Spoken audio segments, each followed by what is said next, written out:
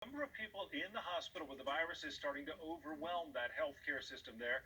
Florida, Georgia, and Louisiana, 3 states accounting for about 40% of COVID patients in the nation right now.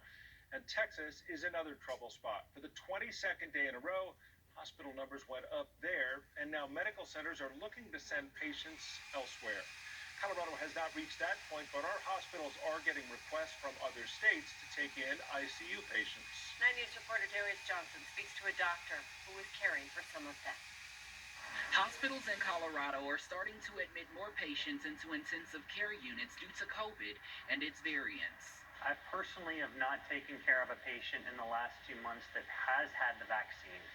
So all my patients that I see in the ICU are unvaccinated.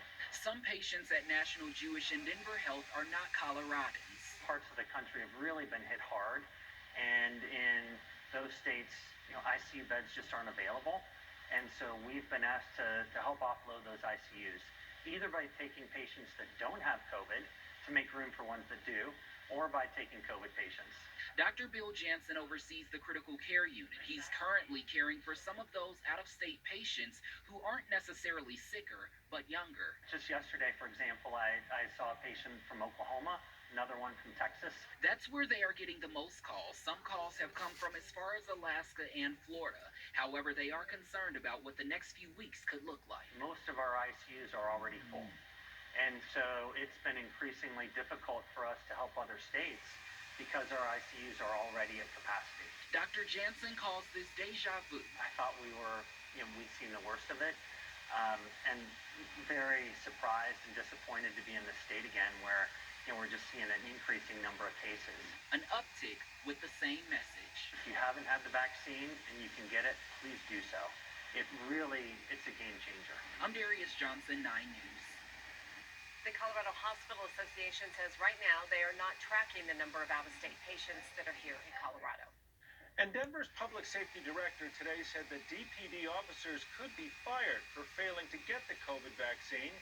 As we've reported, all city employees, that includes police and firefighters, are now required to be fully vaccinated by September 30th.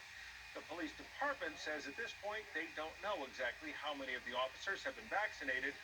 The police union says they don't know either, but they say they trust their members to keep themselves and Denver residents safe and healthy. The union, though, stopped short of encouraging officers to get the vaccine.